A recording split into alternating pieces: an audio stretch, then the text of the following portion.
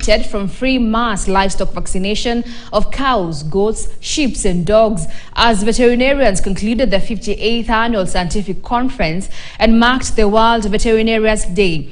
According to the newly elected chairman of the Kenya Veterinary Association, Dr. Kelvin Osore, the vets targeted 6,000 cattle as well as 6,000 sheep and goats, with the exercise aimed at helping livestock keepers to cope better with the challenge of poor animal health, enhancing productivity in the process.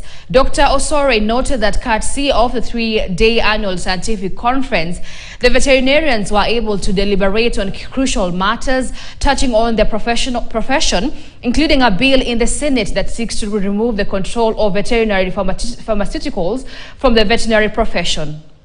And help farmers and other livestock owners in Isiolo to tackle the main issues, the main basic issues facing farmers, including deworming, including vaccinations and so on. So the Kenya Veterinary Association does this every year to commemorate the World Veterinary Day. As a county, Isiolo was the first county, the pioneer county, to come up with a strategy called One Health, where we have brought together human health, animal health, and life environment issues.